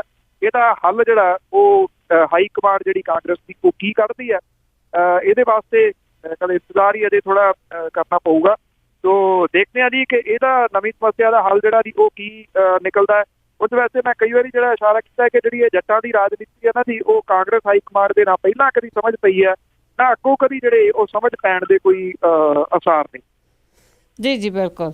ਤੇ ਅੱਗੇ ਆਪਾਂ ਗੱਲ ਕਰਦੇ ਹਾਂ ਜੀ ਆ ਹੋਂਦ ਚਿੱਲੜ ਕਾਂਡ, ਜਿਹੜਾ ਇੱਕ ਪਿੰਡ ਦੇ ਵਿੱਚ ਕਾਫੀ ਜਿਹੜੇ ਸਿੱਖ ਆ ਉਹਨਾਂ ਨੂੰ ਮਾਰ ਦਿੱਤਾ ਗਿਆ ਸੀਗਾ ਤੇ ਉਸੇ ਜਾਂਚ ਚੱਲ ਰਹੀ ਸੀਗੀ 4 ਸਾਲ ਬਾਅਦ ਵੀ ਕਹਿੰਦੇ ਕਿ ਉਹ ਕਿਸੇ ਦੋਸ਼ੀ ਦੀ ਨਿਸ਼ਾਨਦੇਹੀ ਨਹੀਂ ਹੋ ਸਕੀ। ਐਕਚੁਅਲੀ ਇਹ ਬੜੀ ਦੇਖੋ ਉਦਾਸ ਕਰਨ ਵਾਲੀਆਂ ਖਬਰਾਂ ਜਿਹੜੀਆਂ ਇਸ ਤਰ੍ਹਾਂ ਦੀਆਂ ਹੁੰਦੀਆਂ ਨੇ ਕਿ ਤੁਸੀਂ ਇੰਨੀ ਜਿਹੜੀ ਹੈ ਜੀ ਉਹ ਚੀਜ਼ ਇੰਨੇ ਸਾਲ ਜਿਹੜੇ ਜੀ ਉਹ ਲਾਤੇ। ਪਹਿਲੀ ਤਾਂ ਗੱਲ ਹੋਂਦ ਚਿੱਲੜ ਜਿਹੜਾ ਸੀਗਾ ਜੀ ਇਹਦਾ ਪਤਾ ਹੀ ਕਿੰਨੇ ਸਾਲਾਂ ਬਾਅਦ ਲੱਗਿਆ ਕਿ 1984 ਦੇ ਵਿੱਚ ਹੋਇਆ ਜਿਹੜਾ ਕਤਲੇਆਮ ਸੀਗਾ ਉਹ ਇੱਥੇ ਵੀ ਕਿੰਨੇ ਲੋਕ ਜਿਹੜੇ ਮਾਰੇ ਗਏ ਸੀਗੇ ਫਿਰ ਇਹਦਾ ਕਮਿਸ਼ਨ ਬਣਾ ਦਿੱਤਾ ਜੀ, 1 ਮੈਂਬਰੀ ਕਮਿਸ਼ਨ ਬਣਾਇਆ ਇਹ ਗਿਆ ਸੀਗਾ 3 ਮਹੀਨਿਆਂ ਦੇ ਵਿੱਚ ਜਾਂਚ ਕਰੂਗਾ। ਕਈ ਸਾਲ ਜਿਹੜੇ ਦੀ ਲੱਗ ਗਏ ਔਰ ਬਾਰ-ਬਾਰ ਜਿਹੜਾ ਸੀਗਾ ਉਹਦਾ ਜਿਹੜਾ ਘੇਰਾ ਸੀਗਾ ਉਹ ਤੇ ਉਹਦਾ ਜਿਹੜਾ ਸਮਾਂ ਸੀ ਉਹ ਵਧਾਉਂਦੇ ਗਏ। ਹੁਣ ਜਿਹੜੇ 32 ਸਿੱਖ ਮਾਰੇ ਗਏ ਸਨ, ਇਸ ਮਾਮਲੇ ਦੇ ਵਿੱਚ ਜਾਂਚ ਲਈ ਕਾਇਮ ਕੀਤਾ ਗਿਆ ਜਿਹੜਾ 1 ਮੈਂਬਰੀ ਕਮਿਸ਼ਨ ਸੀਗਾ TP ਗਰਗ, ਉਹਨਾਂ ਨੇ 4 ਸਾਲਾਂ ਦੇ ਵਿੱਚ ਕਿਸੇ ਦੋਸ਼ੀ ਦੀ ਨਿਸ਼ਾਨਦੇਹੀ ਜਿਹੜੀ ਆ ਉਹ ਨਹੀਂ ਕੀਤੀ। ਉਹਨਾਂ ਨੇ ਆਪਣੀ ਰਿਪੋਰਟ ਦੇ ਵਿੱਚ ਸਿਰਫ 2 ਜਿਹੜੇ ਪੁਲਿਸ ਮੁਲਾਜ਼ਮ ਨੇ ਉਹਨਾਂ ਦੀ ਭੂਮਿਕਾ ਦੀ ਸਖਤ ਨਿਖੇਧੀ ਕਰਨ ਤੋਂ ਇਲਾਵਾ ਕਿਸੇ ਨੂੰ ਸਜ਼ਾ ਦੇਣ ਦੀ ਕੋਈ ਸਿਫਾਰਿਸ਼ ਜਿਹੜੀ ਆ ਉਹ ਨਹੀਂ ਕੀਤੀ। ਬਹੁਤ ਚਿੱਲੜ ਪਿੰਡ ਦੇ ਵਿੱਚ ਨਵੰਬਰ 1984 ਦੇ ਵਿੱਚ 32 ਸਿੱਖਾਂ ਜਿਹੜੇ ਮਾਰੇ ਗਏ ਸੀਗੇ ਜੀ, ਉਹਨਾਂ ਦੀ ਜਾਂਚ ਦੇ ਵਾਸਤੇ 2011 ਦੇ ਵਿੱਚ ਉਦੋਂ ਦੇ ਮੁੱਖ ਮੰਤਰੀ ਭੁਪਿੰਦਰ ਸਿੰਘ ਹੁੱਡਾ ਹੋਰਾਂ ਨੇ ਰਿਟਾਇਰਡ ਜੱਜ TP ਗਰਗ ਹੋਰਾਂ ਦੀ ਅਗਵਾਈ ਦੇ ਵਿੱਚ 1 ਮੈਂਬਰੀ ਕਮਿਸ਼ਨ ਜਿਹੜਾ ਉਹ ਕਾਇਮ ਕੀਤਾ ਸੀਗਾ। ਕਮਿਸ਼ਨ ਨੂੰ ਗੁੜਗਾਉਂ ਸ਼ਹਿਰ ਤੇ ਪਟੌਦੀ ਕਸਬੇ ਦੇ ਮਾਮਲੇ ਵੀ ਜਿਹੜੇ ਉਹ ਸੌਂਪੇ ਗਏ ਸੀਗੇ। ਇਹ ਜਿਹੜੇ ਕਮਿਸ਼ਨ ਦੇ ਜੱਜ ਨੇ ਉਹਨਾਂ ਨੇ ਆਪਣੀ ਰਿਪੋਰਟ ਦੇ ਵਿੱਚ ਇਹ ਕਹੀ ਹੈ ਗੱਲ ਕਿ 32 ਸਿੱਖਾਂ ਦੇ ਵਿੱਚੋਂ ਸਿਰਫ 6 ਦੀਆਂ ਸੜੀਆਂ ਲਾਸ਼ਾਂ ਦਾ ਪੋਸਟਮਾਰਟਮ ਕਰਵਾਇਆ ਗਿਆ ਸੀਗਾ। 5 ਸਾਲ ਬੀਤਣ ਪਿੱਛੋਂ ਪੁਲਿਸ ਨੇ ਕੇਸ ਨੂੰ ਅਨਟਰੇਸ ਕਹਿ ਕੇ ਬੰਦ ਕਰਤਾ। ਉਹਨਾਂ ਕਿਹਾ ਕਿ ਕਾਤਲਾਂ ਦਾ ਪਤਾ ਲਾਉਣ ਦੇ ਵਾਸਤੇ 42 ਵਿਅਕਤੀਆਂ ਦੀ ਪੁੱਛ ਪੜਤਾਲ ਕੀਤੀ ਗਈ ਪਰ ਇਹਦੇ ਵਿੱਚੋਂ ਕੁਝ ਵੀ ਨਹੀਂ ਨਿਕਲਿਆ। ਔਰ ਪੁਲਿਸ ਤੇ SI ਜਿਹੜਾ ਰਾਮ ਕਿਸ਼ੋਰ ਤੇ DSP ਰਾਮ ਭੱਜ ਦੀ ਭੂਮਿਕਾ ਜਿਹੜੀ ਹੈ ਜੀ ਉਹਦੀ ਇਹਦੇ ਵਿੱਚ ਨਿਖੇਧੀ ਕੀਤੀ ਗਈ ਆ, ਪਰ ਉਹਨਾਂ ਨੂੰ ਕੋਈ ਸਜ਼ਾ ਦੇਣ ਦੀ ਸਿਫਾਰਿਸ਼ ਜਿਹੜੀ ਆ ਉਹ ਨਹੀਂ ਕੀਤੀ ਗਈ। ਜ਼ਿਲ੍ਹਾ ਪੁਲਿਸ ਮੁਖੀ ਤੇ ਡਿਪਟੀ ਕਮਿਸ਼ਨਰ ਦੇ ਖਿਲਾਫ ਕੋਈ ਟਿੱਪਣੀ ਇਹਦੇ ਵਿੱਚ ਜਿਹੜੀ ਆ ਜੀ ਉਹ ਨਹੀਂ ਕੀਤੀ ਗਈ। ਕਮਿਸ਼ਨ ਨੇ ਫੈਸਲਾ ਇਹ ਦਿੱਤਾ ਜੀ ਕਿ 31 ਸਿੱਖਾਂ ਦੇ ਵਾਰਸ ਜਿਨ੍ਹਾਂ ਨੂੰ ਪਹਿਲਾਂ 7-7 ਲੱਖ ਰੁਪਇਆ ਮਿਲ ਚੁੱਕਾ, ਉਹਨਾਂ ਨੂੰ 20-20 ਲੱਖ ਰੁਪਇਆ ਜਿਹੜਾ ਜੀ ਉਹ ਹੋਰ ਦੇ ਦੇਣਾ ਚਾਹੀਦਾ। ਔਰ ਇਹ ਭਾਵ ਕਿ ਜਿਹੜਾ 20 ਲੱਖ ਰੁਪਇਆ ਦੇ ਦਿਓ ਤੇ ਮੁੜ ਕੇ ਉਸ ਤੋਂ ਬਾਅਦ ਜਿਹੜਾ ਜੀ ਇਹ ਮਾਮਲਾ ਉਹ ਠੱਪ ਜਿਹੜਾ ਜੀ ਉਹ ਕਰ ਦਿਓ। ਇੱਕ ਕਿਸਮ ਦੇ ਨਾਲ ਤੁਸੀਂ ਅੰਦਾਜ਼ਾ ਲਾਓ 4 ਸਾਲ ਕਿੰਨਾ ਪੈਸਾ TP ਗਰਗ ਹੋਰੀ ਜਿਹੜੇ ਜੀ ਉਹ ਥੱਪਦੇ ਰਹੇ, ਥੋਪਦੇ ਰਹੇ ਜਿਹੜਾ ਜੀ ਸਰਕਾਰ ਦੇ ਉੱਤੇ ਕਿ ਇਹਦਾ ਹੁਣ ਹੋਰ ਵਧਾ ਦਿਓ, ਇਹਦਾ ਹੁਣ ਹੋਰ ਵਧਾ ਦਿਓ। ਟਾਈਮ ਵਧਾ ਕੇ ਉਹ ਇਹਦੇ ਉੱਤੇ ਆਪਣਾ ਜਿਹੜਾ ਸੀਗਾ ਤਾਂ ਵੱਧ ਤੋਂ ਵੱਧ ਹਾਸਲ ਜਿਹੜੇ ਫੰਡਸ ਵਗੈਰਾ ਮਿਲਦੇ ਨੇ ਉਹ ਕਰਦੇ ਰਹੇ ਤੇ ਵਿੱਚੋਂ ਇਹਦੇ ਜੀ ਕੁਝ ਵੀ ਨਾ ਨਿਕਲਿਆ। ਅਸਲ ਦੇ ਵਿੱਚ ਹੁਣ 4 ਸਾਲ ਤੱਕ ਉਹ ਕਿਹਦੇ ਤੋਂ ਪੁੱਛਗਿੱਛ ਕਰਦੇ ਰਹੇ? TP ਗਰਗ ਹੋਰਾਂ ਨੂੰ ਜਿਹੜਾ ਅੱਗੋਂ ਪੁੱਛਣ ਵਾਲਾ ਕੋਈ ਨਹੀਂ ਗਾ ਜੀ ਕਿ 4 ਸਾਲ ਤੁਸੀਂ ਲਾਤੇ, ਬੰਦਾ ਇੱਕ ਵੀ ਤੁਹਾਡੇ ਕੋਲ ਟਰੇਸ ਨਹੀਂ ਹੋਇਆ ਕਿ ਕੌਣ ਲੋਕ ਸਨ ਜਿਨ੍ਹਾਂ ਨੇ 31 ਬੰਦੇ ਜਿਹੜੇ ਸਨ ਉਹ ਉੱਤੇ ਜਿਉਂਦੇ ਤਾੜ ਦਿੱਤੇ, ਮਾਰ ਦਿੱਤੇ ਜੀ। ਜੀ ਬਿਲਕੁਲ। ਦੇਖੋ 4 ਸਾਲ ਬਹੁਤ ਜ਼ਿਆਦਾ ਹੁੰਦੇ ਆ, ਇਹ ਗੱਲ ਤਾਂ ਪਹਿਲਾਂ ਵੀ ਕਹਿ ਸਕਦੇ ਸੀ। ਤੇ ਅੱਗੇ ਗੱਲ ਕਰੀਏ ਆਪਣੇ ਗਿਆਨੀ ਗੁਰਬਚਨ ਸਿੰਘ ਬਾਰੇ, ਜਿਹੜੇ ਬਿਲਕੁਲ ਜੀ ਉਹ ਖਬਰਾਂ ਦੇ ਵਿੱਚ ਹੀ ਰਹਿੰਦੇ ਆ, ਕਦੀ ਕੋਈ ਬਿਆਨ ਦੇ ਦਿੱਤਾ, ਕਦੀ ਕੋਈ ਬਿਆਨ ਦੇ ਦਿੱਤਾ। ਜਿੱਥੇ ਬਿਆਨ ਦੇਣਾ ਹੁੰਦਾ ਉੱਥੇ ਉਹ ਚੁੱਪ ਕਰ ਜਾਂਦੇ ਆ। ਉਹਨਾਂ ਨੇ ਕਿਹਾ ਕਿ ਬਾਬਾ ਵਡਭਾਗ ਸਿੰਘ ਦਾ ਜਨਮ ਦਿਨ ਮਨਾਉਣ ਦੇ ਵਿੱਚ ਕੋਈ ਹਰਜ ਨਹੀਂ। ਬਿਲਕੁਲ ਜੀ, ਇਹ ਨਵਾਂ ਖੁਲਾਸਾ ਇੱਕ ਕਰਤਾ ਜੀ ਇੱਥੇ ਜਥੇਦਾਰ ਸਾਹਿਬ ਨੇ, ਗਿਆਨੀ ਗੁਰਬਚਨ ਸਿੰਘ ਹੋਰਾਂ ਨੇ, ਕਿਉਂਕਿ ਜਿਹੜੇ ਲੋਕ ਸਿੱਖ ਰਹਿਤ ਮਰਿਆਦਾ ਤੋਂ ਜਾਣੂ ਨੇ, ਜਿਨ੍ਹਾਂ ਨੇ ਉਹ ਪੜ੍ਹੀ ਹੈ, ਉਹਦੇ ਵਿੱਚ ਇਹ ਦਰਜ ਹੈ ਜੀ ਕਿ ਵਡਭਾਗ ਸਿੰਘੀਏ, ਧੀਰ ਮੱਲੀਏ, ਰਾਮ ਰਲੀਏ, ਕੁੜੀ ਮਾਰ, ਨੜੀ ਮਾਰ, ਇਹਨਾਂ ਦੇ ਨਾਲ ਜਿਹੜਾ ਜੀ ਕੋਈ ਕਿਸੇ ਕਿਸਮ ਦਾ ਕੋਈ ਸਬੰਧ ਜਿਹੜਾ ਜੀ ਉਹ ਕਿਸੇ ਸਿੱਖ ਨੇ ਨਹੀਂ ਰੱਖਣਾ ਜੀ। ਵੈਸੇ ਦੇਖਿਆ ਜਾਵੇ ਤਾਂ ਸ਼੍ਰੋਮਣੀ ਗੁਰਦੁਆਰਾ ਪ੍ਰਬੰਧਕ ਕਮੇਟੀ ਦੇ ਜਿਹੜੇ ਪ੍ਰਧਾਨ ਰਹੇ ਨੇ, ਕੁੜੀ ਮਾਰਨ ਦਾ ਦੋਸ਼ ਤਾਂ ਉਹਨਾਂ ਤੇ ਵੀ ਲੱਗੀ ਜਾਂਦਾ। ਇਹ ਜਿਹੜਾ ਨਵਾਂ ਖੁਲਾਸਾ ਕੀਤਾ ਗਿਆਨੀ ਗੁਰਬਚਨ ਸਿੰਘ ਹੋਰਾਂ ਨੇ, ਉਹਨਾਂ ਦੀ ਜਿਹੜੀ ਹੂਬਹੂ ਇੱਕ ਸਤਰ ਮੈਂ ਤੁਹਾਨੂੰ ਪੜ੍ਹ ਕੇ ਦੱਸਦਾ ਜੀ ਉਹ ਕੀ ਕਹਿੰਦੇ ਨੇ। ਉਹ ਕਹਿੰਦੇ ਜੀ ਕਿ ਇਤਿਹਾਸ ਦੇ ਅਨੁਸਾਰ ਬਾਬਾ ਵਡਭਾਗ ਸਿੰਘ ਨੇ ਅੰਮ੍ਰਿਤ ਛਕ ਕੇ ਖਾਲਸਾ ਪੰਥ ਦੇ ਵਿੱਚ ਉਹ ਸ਼ਾਮਲ ਹੋ ਗਿਆ ਸੀ, ਇਸ ਕਰਕੇ ਉਹਨਾਂ ਦਾ ਜਨਮ ਦਿਨ ਮਨਾਉਣ ਦੇ ਵਿੱਚ ਕੋਈ ਹਰਜ ਨਹੀਂ ਹੈ। ਹੁਣ ਸਵਾਲ ਇਹ ਹੈ ਜੀ ਕਿ ਜੇ ਜਿਹੜਾ ਗਿਆਨੀ ਗੁਰਬਚਨ ਸਿੰਘ ਹੋਰਾਂ ਨੇ ਨਵਾਂ ਇਤਿਹਾਸ ਸ਼ੁਰੂ ਕੀਤਾ ਜੀ, ਉਹਦੇ ਮੁਤਾਬਕ ਵਡਭਾਗ ਸਿੰਘ ਅੰਮ੍ਰਿਤ ਛਕ ਕੇ ਖਾਲਸਾ ਪੰਥ ਦੇ ਵਿੱਚ ਸ਼ਾਮਲ ਹੋ ਗਿਆ ਸੀ ਤੇ ਫਿਰ ਖਾਲਸਾ ਪੰਥ ਜਿਹੜਾ ਸੀਗਾ ਉਹਨੇ ਸਰਬੱਤ ਖਾਲਸਾ ਸੱਦ ਕੇ ਜਾਂ ਕਿਸੇ ਹੋਰ ਜਿਹੜੇ ਵੀ ਤਰੀਕੇ ਅਪਣਾਏ ਜਾਂਦੇ ਨੇ ਉਹਦੇ ਅਨੁਸਾਰ ਸਿੱਖ ਰਹਿਤ ਮਰਿਆਦਾ ਬਦਲੀ ਕਿਉਂ ਨਾ ਜੀ। ਮੇਰਾ ਖਿਆਲ ਸ਼ਾਇਦ ਬਦਲਣ ਵੱਲ ਨੂੰ ਕਈ ਸਟੈਪ ਜਿਹੜੇ ਨੇ ਉਹ ਜਥੇਦਾਰ ਸਾਹਿਬ ਲੈ ਰਹੇ ਨੇ। ਸ਼ਾਇਦ ਹੋ ਸਕਦਾ ਜੀ ਕਿ ਅਜੇ ਜਿੰਨਾ ਕੁ ਚਿਰ ਪਿਆ ਟਰਮ ਵਗੈਰਾ ਉਹਦੇ ਦੌਰਾਨ ਉਹ ਬਦਲ ਵੀ ਜਿਹੜਾ ਜੀ ਉਹ ਕਾਫੀ ਕੁਝ ਦੇਣਗੇ। ਜਿਵੇਂ ਉਹਨਾਂ ਨੇ ਮਰੋੜਾ ਜਿਹੜਾ ਜੀ ਇਸ ਗੱਲ ਨੂੰ ਦੇਤਾ ਹੈ, ਵਡਭਾਗ ਸਿੰਘ ਜਿਹੜੇ ਨੇ ਜੀ ਉਹ ਸਿੱਖ ਰਹਿਤ ਮਰਿਆਦਾ ਦੇ ਅਨੁਸਾਰ ਸਿੱਖੀ ਦੇ ਵਿੱਚੋਂ ਛੇਕੇ ਹੋਏ ਨੇ ਜੀ। ਔਰ ਉਹਨਾਂ ਦੇ ਨਾਲ ਕਿਸੇ ਕਿਸਮ ਦਾ ਮਿਲਵਰਤਨ ਜਿਹੜਾ ਜੀ ਉਹ ਨਾ ਕੀਤਾ ਜਾਵੇ, ਇਹ ਸਿੱਖ ਰਹਿਤ ਮਰਿਆਦਾ ਦੇ ਵਿੱਚ ਜਿਹੜਾ ਜੀ ਉਹ ਦਰਜ ਹੈ। ਹੁਣ ਇਹ ਜਿਹੜਾ ਪਿਛਲੇ ਦਿਨ ਇਹ ਜਿਹੜੀ ਦਿੱਲੀ ਸਿੱਖ ਗੁਰਦੁਆਰਾ ਪ੍ਰਬੰਧਕ ਕਮੇਟੀ ਸੀ, ਉਹਨਾਂ ਨੇ ਵਡਭਾਗ ਸਿੰਘ ਦਾ ਜਨਮ ਦਿਨ ਜਿਹੜਾ ਸੀਗਾ ਉਹ ਮਨਾ ਲਿਆ ਸੀਗਾ। ਇਹਨੂੰ ਲੈ ਕੇ ਕੰਟਰੋਵਰਸੀ ਜਿਹੜੀ ਹੋਈ, ਜਿਹਦੇ ਉੱਤੇ ਗਿਆਨੀ ਗੁਰਬਚਨ ਸਿੰਘ ਹੋਰੀ ਜਿਹੜੇ ਨੇ ਜੀ ਉਹ ਟਿੱਪਣੀ ਜਿਹੜੀ ਆ ਜੀ ਉਹ ਕਰ ਰਹੇ ਨੇ। ਉਹਨਾਂ ਨੇ ਇਹ ਕਿਹਾ ਜੀ ਕਿ ਕੋਈ ਹਰਜ ਨਹੀਂਗਾ ਜਨਮ ਦਿਨ ਮਨਾਉਣ ਦੇ ਉੱਤੇ, ਕਿਉਂਕਿ ਉਹਨਾਂ ਨੇ ਕਿਹਾ ਕਿ ਜੋ ਕੋਈ ਵੀ ਗੁਰੂ ਗ੍ਰੰਥ ਸਾਹਿਬ ਦੇ ਵਿੱਚ ਦਰਜ ਬਾਣੀ ਦਾ ਸਤਿਕਾਰ ਕਰਦਾ ਹੈ, ਖੰਡੇ ਬਾਟੇ ਦਾ ਅੰਮ੍ਰਿਤ ਜਿਹੜਾ ਛਕ ਲੈਂਦਾ, ਉਹ ਗੁਰੂ ਦਾ ਸਿੱਖ ਹੀ ਹੁੰਦਾ। ਤੇ ਵਡਭਾਗ ਸਿੰਘ ਦੇ ਜਿਹੜਾ ਉੱਤਰਾਧਿਕਾਰੀ ਨੇ ਬਾਬਾ ਸਵਰਨਜੀਤ ਸਿੰਘ, ਉਹ ਅਕਾਲ ਤਖਤ ਤੇ ਪੇਸ਼ ਹੋ ਕੇ ਸਪਸ਼ਟੀਕਰਨ ਜਿਹੜਾ ਜੀ ਉਹ ਦੇ ਚੁੱਕੇ ਨੇ। ਉਹ ਨਾ ਹੋਵੇ ਜੀ। ਕਿਤੇ ਆਉਣ ਵਾਲੇ ਦਿਨਾਂ ਦੇ ਦੌਰਾਨ ਜਿਹੜਾ ਵਡਭਾਗ ਸਿੰਘ ਦੀ ਜਗ੍ਹਾ ਹੈਗੀ ਆ ਜੀ, ਜਿੱਥੇ ਜਾਂਦੇ ਨੇ ਭੂਤਾਂ ਪ੍ਰੇਤਾਂ ਵਾਲੇ, ਉਹਨੂੰ ਵੀ ਇਤਿਹਾਸਕ ਜਿਹੜਾ ਉਹ ਕਰਾਰ ਦੇ ਦਿੱਤਾ ਜਾਵੇ ਤੇ ਉੱਥੇ ਹਰ ਸਿੱਖ ਦਾ ਕਿਤੇ ਜਾਣਾ ਲਾਜ਼ਮੀ ਨਾ ਕਰ ਦਿੱਤਾ ਜਾਵੇ ਵੀ ਉੱਥੇ ਜਾ ਕੇ ਪਹਿਲਾਂ ਭੂਤ ਕਢਾ ਕੇ ਆਓ। ਮੇਰਾ ਗੱਲ ਜਿਹੜੇ ਲੋਕ ਇਹ ਸਾਰਾ ਕੁਝ ਤੋੜ ਮਰੋੜ ਰਹੇ ਨੇ, ਤੋ ਓਪਰੀ ਸ਼ਾਇਦ ਮੈਨੂੰ ਲੱਗਦਾ ਇਹਨਾਂ 'ਚ ਵੀ ਬੋਲ ਰਹੀ ਹੈ ਜੀ। ਬਿਲਕੁਲ ਜੀ, ਇਹ ਮੈਂ ਤੇ ਦੇਖਿਆ ਨਹੀਂ ਕਿ ਸਿੱਖਾਂ ਦੇ ਵਿੱਚ ਆ ਲੋਕੀ ਤਾਂ ਅਜੇ ਵੀ ਸਿਰ ਘੁਮਾਈ ਜਾਂਦੇ ਉੱਥੇ ਜਾ ਕੇ, ਜਿਨ੍ਹਾਂ ਦੇ ਸਿਰ ਉੱਥੇ ਜਾ ਕੇ ਹਲਕੇ ਹੁੰਦੇ ਆ। ਇਹਦੇ ਬਾਰੇ ਉਹਨਾਂ ਨੇ ਕੋਈ ਸਪਸ਼ਟੀਕਰਨ ਨਹੀਂ ਦਿੱਤਾ ਕਿ ਉੱਥੇ ਜਾ ਕੇ ਖੇਲਣਾ, ਨਹੀਂ ਤਾਂ ਫਿਰ ਬਾਕੀ ਵੀ ਜਿਹੜੀਆਂ ਇਤਿਹਾਸਕ ਜਗ੍ਹਾ ਆ ਉੱਥੇ ਵੀ ਲੋਕਾਂ ਨੇ ਇਹ ਕੰਮ ਸ਼ੁਰੂ ਕਰ ਦੇਣਾ। ਜ਼ਰੂਰ ਉਹਨਾਂ ਨੂੰ ਇਹ ਚਾਹੀਦਾ ਕਿ ਆਪਣਾ ਜਿਹੜਾ ਸਟੈਂਡ ਆ ਉਹ ਸਪਸ਼ਟ ਕਰਨ ਕਿ ਕਿੱਥੇ ਖੜੇ ਆ। ਤੇ ਅੱਗੇ ਗੱਲ ਕਰਦੇ ਆ ਜੀ, ਆਪਣੇ ਕਿੰਨੇ ਤਾਂਤਰਿਕ ਆ ਪੰਜਾਬ ਦੇ ਵਿੱਚ, ਥਾਂ ਥਾਂ ਤੇ ਜਿਹੜੇ ਡੇਰੇ ਬਣੇ ਹੋਏ ਆ, ਤੇ ਇੱਕ ਤਾਂਤਰਿਕ ਨੇ ਕਹਿੰਦੇ ਕਿਸਾਨ ਦੇ ਪੈਸੇ ਲੁੱਟ ਲਏ। ਬਿਲਕੁਲ ਜੀ, ਤੁਹਾਡੀ ਗੱਲ ਠੀਕ ਹੈ। ਤਾਂਤਰਿਕ ਤਾਂ ਜਗ੍ਹਾ ਜਗ੍ਹਾ ਦੇ ਉੱਤੇ ਨੇ ਜੀ। ਉਹਨਾਂ ਦੀਆਂ ਐਡਵਰਟਾਈਜ਼ਮੈਂਟ ਜਿਹੜੇ ਇੱਥੇ ਲੋਕਲ ਚੈਨਲ ਚੱਲਦੇ ਨੇ ਕੇਬਲ ਦੇ ਉੱਤੇ, ਉਹਨਾਂ ਦੇ ਉੱਤੇ ਬਹੁਤ ਸਾਰੀਆਂ ਜਿਹੜੀਆਂ ਜੀ ਉਹ ਆਉਂਦੀਆਂ ਨੇ। ਤਕਰੀਬਨ ਤੁਸੀਂ ਇਹ ਕਹਿ ਲਓ ਜੀ ਕਿ ਆਉਂਦੀਆਂ ਹੀ ਐਡਾਂ ਜਿਹੜੀਆਂ ਉਹ ਉਹਨਾਂ ਦੀਆਂ ਨੇ। ਜਿਹੜੇ ਆਨਲਾਈਨ ਪਰਚੇ ਚੱਲਦੇ ਨੇ ਉਹਨਾਂ ਦੇ ਉੱਤੇ ਜੇ ਤੁਸੀਂ ਕਿਸੇ ਟਾਈਮ ਨਿਗਾਹ ਮਾਰੋ ਤੇ ਮੈਕਸਿਮਮ ਐਡਵਰਟਾਈਜ਼ਮੈਂਟ ਜਿਹੜੀਆਂ ਜੀ ਉਹ ਇਹਨਾਂ ਤਾਂਤਰਿਕਾਂ ਦੀਆਂ ਨੇ ਜੀ। ਆਹੀ ਹਾਲ ਆ ਜੀ ਜਿਹੜਾ ਵਡਭਾਗ ਸਿੰਘ ਦੇ ਡੇਰੇ ਵਾਲਾ ਆਪਾਂ ਕਰਕੇ ਹਟਿਆ ਗੱਲ, ਉਹੋ ਜਿਹੀ ਇਹ ਨੇ ਜੀ। ਭੂਤ ਭਾਤ ਜਿਹੜੇ ਕੱਢਦੇ ਨੇ, ਪ੍ਰੇਮੀ ਮਿਲਣ ਤੇ ਜੌਬ ਨਹੀਂ ਮਿਲਦੀ ਤੇ ਫਲਾਨਾ ਢਮਕਾਨਾ, ਬਹੁਤ ਕੁਝ ਦਾਅਵੇ ਜਿਹੜੇ ਆ ਜੀ ਉਹ ਕਰਦੇ ਆ। ਇਸੇ ਤਰੀਕੇ ਦਾ ਇੱਕ ਠੱਗ ਤਾਂਤਰਿਕ ਸੀਗਾ ਜੀ, ਜਿਹੜੇ 3.5 ਕਰੋੜ ਰੁਪਏ ਦੇ ਸੋਨੇ ਦੇ ਗਹਿਣੇ ਜਿਹੜੇ ਸੀਗੇ ਉਹ ਜ਼ਿਮੀਂਦਾਰ ਨੂੰ ਕਹਿੰਦਾ ਮੈਂ ਜਿੰਨ ਦੇ ਰਾਹੀਂ ਤੇਰੇ ਜਿਹੜੇ ਉਹ ਕਢਵਾ ਦੂੰਗਾ। ਫਤਿਹਗੜ੍ਹ ਸਾਹਿਬ ਦੇ ਪਿੰਡ ਪਮੌਰ ਦਾ ਇਹ ਰਹਿਣ ਵਾਲਾ ਜ਼ਿਮੀਂਦਾਰ ਆ ਜੀ, ਔਰ ਉਹ ਇਹਦੇ ਝਾਂਸੇ ਦੇ ਵਿੱਚ ਆ ਗਿਆ ਕਿ ਉਹਨੂੰ 3.5 ਕਰੋੜ ਰੁਪਈਆ, ਉਹ ਕਹਿੰਦਾ ਜੀ ਇਹ ਗਹਿਣੇ ਜਿਹੜੇ ਨੇ ਇਹ ਤੇਰੇ ਇੱਥੇ ਜਿਹੜੇ ਘਰ ਦੇ ਕੋਲ ਹੀ ਕਿਤੇ ਜਿਹੜਾ ਜੀ ਉਹ ਦੱਬੇ ਦੁੱਬੇ ਹੋਏ ਨੇ ਜੀ। ਇੱਕ ਤਾਂਤਰਿਕ ਜਿਹੜਾ ਚਾਂਦ ਮੁਹੰਮਦ ਹੈ, ਇਹ ਅਸਲ ਦੇ ਵਿੱਚ ਉੱਤਰ ਪ੍ਰਦੇਸ਼ ਤੋਂ ਜਿਹੜਾ ਉਹ ਦੱਸਿਆ ਗਿਆ ਜੀ, ਔਰ ਚੁੰਨੀ ਦੇ ਵਿੱਚ ਜਿਹੜਾ ਜੀ ਉਹ ਰਹਿ ਰਿਹਾ। ਚੁੰਨੀ ਪਿੰਡ ਜਿਹੜਾ ਚੁੰਨੀ ਲਾਂਡਰਾ ਸੜਕ ਜਿਹੜੀ ਉਹਦੇ ਉੱਤੇ ਪੈਂਦਾ ਜੀ। ਉਹਨੇ ਇਹ ਕਿਹਾ ਕਿ ਉਹਦੇ ਘਰ ਦੇ ਵਿੱਚ 3 ਕਰੋੜ 51 ਲੱਖ ਰੁਪਏ ਦਾ ਸੋਨਾ ਦੱਬਿਆ ਪਿਆ, ਪਰ ਇਹ ਕਹਿੰਦਾ ਜੀ ਇਹ ਭੂਤਾਂ ਪ੍ਰੇਤਾਂ ਦਾ ਇਹਦੇ ਉੱਤੇ ਪਹਿਰਾ, ਤੇ ਜਿਹੜਾ ਮੇਰੇ ਕੋਲੇ ਜਿੰਨ ਹੈ ਉਹ ਤੇਰੇ ਇਹ ਸਾਰੇ ਜਿਹੜੇ ਆ ਜੀ ਸੋਨੇ ਦੇ ਗਹਿਣੇ ਕੱਢ ਕੇ ਦੇ ਸਕਦਾ। ਔਰ ਜਿਹੜਾ ਪਾਲ ਸਿੰਘ ਸੀਗਾ ਜ਼ਿਮੀਂਦਾਰ, ਉਹਨੇ ਇਹ ਕਿਹਾ ਕਿ ਜਿਹੜਾ ਤਾਂਤਰਿਕ ਨੇ ਇਹ ਕਿਹਾ ਕਿ ਜਿਹੜਾ ਜਿੰਨ ਹੈ ਉਹਦੀ ਪਹਿਲਾਂ ਸੇਵਾ ਸੂਵਾ ਕਰਨੀ ਪੈਂਦੀ ਆ, ਤੇ ਉਹਨੇ ਪਾਲ ਸਿੰਘ ਤੋਂ 3,30,000 ਰੁਪਈਆ ਜਿਹੜਾ ਸੀਗਾ ਜੀ ਉਹ ਚਿੱਟੇ ਕੱਪੜੇ ਦੇ ਵਿੱਚ ਬਣਾ ਲਿਆ, ਔਰ ਇਹ ਕਿਹਾ ਕਿ ਵਿਹੜੇ ਦੇ ਵਿੱਚ ਇੱਕ ਟੋਇਆ ਪੁੱਟੋ, ਉਹਦੇ ਵਿੱਚ ਜਿਹੜਾ ਚਿੱਟੇ ਕੱਪੜੇ 'ਚ ਬੰਨੇ ਨੋਟ ਜਿਹੜੇ ਨੇ ਉਹ ਦੱਬ ਦਿਓ, ਉੱਥੋਂ ਜਿਹੜਾ ਉਹਦਾ ਜਿੰਨ ਹੈ ਉਹ ਆਪੇ ਕੱਢ ਲੂਗਾ, ਤੇ ਮੁੜ ਕੇ ਜਿਹੜਾ ਜੀ ਉਹ ਜਿੰਨ ਜਿਹੜਾ 3 ਕਰੋੜ ਰੁਪਏ ਤੋਂ ਉੱਪਰ ਦੇ ਜਿਹੜੇ ਗਹਿਣੇ ਦੱਬੇ ਹੋਏ ਨੇ ਫਿਰ ਉਹਨਾਂ ਨੂੰ ਲਿਆ ਕੇ ਮੂਹਰੇ ਉਹਦੇ ਜਿਹੜਾ ਜੀ ਉਹ ਢੇਰੀ ਕਰ ਦੂਗਾ। ਇਹ ਜਿਹੜਾ ਵਿਅਕਤੀ ਸੀਗਾ ਜੀ ਉਹਦੀਆਂ ਗੱਲਾਂ ਦੇ ਵਿੱਚ ਆ ਗਿਆ, ਪੈਸੇ ਵੀ ਸਾਰੇ ਉਹਨੇ ਇਕੱਠੇ ਕਰ ਲਏ, ਚਿੱਟੇ ਕੱਪੜੇ 'ਚ ਵੀ ਜਿਹੜਾ ਜੀ ਉਹ ਬੰਨ੍ਹ ਲਏ, ਤੇ ਜਿਹੜਾ ਜੀ ਦੱਬ ਵੀ ਦਿੱਤੇ ਜੀ।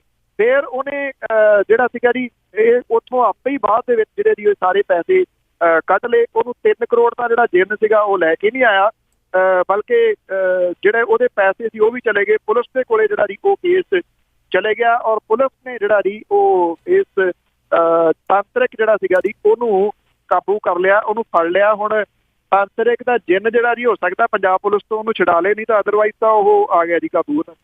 ਬਿਲਕੁਲ ਜੀ, ਇੱਕ ਤੇ ਤਾਂਤਰਿਕ ਦੀ ਗੱਲ ਕਰ ਲਈ ਆ ਕਿ ਇਸ ਨੇ ਕਿਸਾਨ ਨੂੰ ਲੁੱਟ ਲਿਆ, ਤੇ ਅੱਗੇ ਕਿਸਾਨ ਜਿਹੜੇ ਲੁੱਟੇ ਗਏ ਆ, ਜਿਹੜੀਆਂ ਕੀਟਨਾਸ਼ਕ ਦਵਾਈਆਂ ਸੀਗੀਆਂ ਉਹਨਾਂ ਦੇ ਜਿਹੜੇ ਸੈਂਪਲ ਆ ਉਹ ਵੀ ਫੇਲ ਹੋ ਗਏ, ਕਹਿੰਦੇ ਉਹ ਵੀ ਰੰਗ ਪਾ ਪਾ ਕੇ ਪਾਣੀ ਵੇਚਦੇ ਰਹੇ।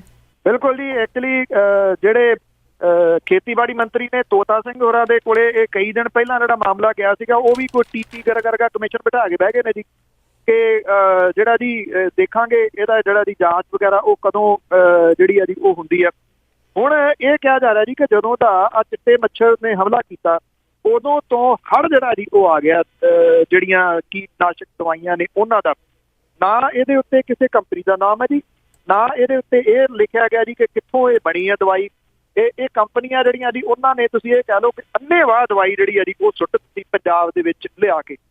ਚਿੱਟੇ ਮੱਛਰ ਤੋਂ ਤੰਗ ਆਇਆ ਜਿਹੜਾ ਪੰਜਾਬ ਦਾ ਕਿਸਾਨ ਸੀ, ਪਹਿਲਾਂ ਚਿੱਟੇ ਤੋਂ ਤੰਗ ਸੀਗਾ, ਹੁਣ ਚਿੱਟੇ ਮੱਛਰ ਤੋਂ ਤੰਗ ਹੋ ਗਿਆ ਜੀ।